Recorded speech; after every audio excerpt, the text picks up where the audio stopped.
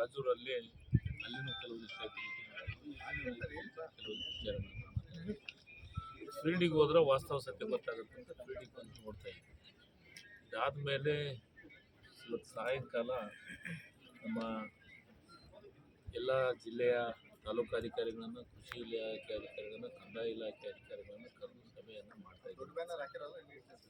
ಸಾಯಂಕಾಲ ಮಾಡಿ ವಾಸ್ತವ ಸತ್ಯ ವರದಿಯನ್ನು, ಇವತ್ತೇನು ಹೆಸರಿನ ಪರಿಸ್ಥಿತಿ ಏನಿದೆ, ಸೂರ್ಯಪಾನ ಪರಿಸ್ಥಿತಿ ಏನಿದೆ ಅನ್ನೋದು ವಾಸ್ತವ ಸತ್ಯವನ್ನು, ನಮ್ಮಲ್ಲಿ ಬೆಳೆದಂಥ ಮೆಕ್ಕೆಜೋಳದ ಪರಿಸ್ಥಿತಿ ಏನಿದೆ ಅನ್ನೋದು ವಾಸ್ತವ ಸತ್ಯವನ್ನು, ಇಡೀ ಎಲ್ಲ ನಮ್ಮ ಜಿಲ್ಲೆಯ ಪರಿಸ್ಥಿತಿಯನ್ನು ಕಂದಾಯ ಇಲಾಖೆ ಮಂತ್ರಿಗಳಿಗೆ ವರದಿಯನ್ನು ಒಪ್ಪಿಸಬೇಕು 2-3 ದಿವಸದೊಳಗೆ ಅಂತ ಹೇಳಿದ್ದಾರೆ ಮುಖ್ಯಮಂತ್ರಿ. ಇವತ್ತು ಸಭೆ ಮಾಡಿ ನಾಳೆ ಅಥವಾ ನಾಡ್ದು 2 ದಿವಸದೊಳಗೆ ಪೂರ್ಣ ಪ್ರಮಾಣದ ವಸ್ತು ಸ್ಥಿತಿಗತಿಗಳನ್ನು ಕಂದಾಯ ಇಲಾಖೆ ಸಚಿವರಿಗೆ ವರದಿ ಒಪ್ಪಿಸಿ ಇದೇ ವಾರದೊಳಗೆ ಕ್ಯಾಬಿನೆಟ್ ಒಳಗೆ ಚರ್ಚೆ ಮಾಡಿ ಕೆಲವೊಂದಿಷ್ಟು ಕೇಂದ್ರ ಸರ್ಕಾರಕ್ಕೆ ಬರದ ಕೆಲವೊಂದಿಷ್ಟು ಗೈಡ್ಲೈನ್ಸ್ಗಳವೆ.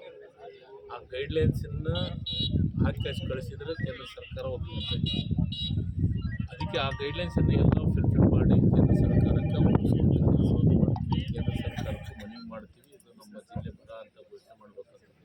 ಸ್ಥಿತಿಗತಿಗಳನ್ನು ನೋಡಿದತ್ತಾಗ ವಾಸ್ತವ ಸತ್ಯ ಗೊತ್ತಾಗುತ್ತೆ. ಅದಕ್ಕೆ ಅದನ್ನು ಚರ್ಚೆ ಮಾಡಿ ನಾವು ಕ್ಯಾಬಿನೆಟ್ ಒಳಗಿದ್ದು ವಿಚಾರ ಸವಿಸ್ತಾರವಾದ ಚರ್ಚೆ ಮಾಡಿ ವರದಿಯನ್ನು ಮಾಡ್ತೀವಿ.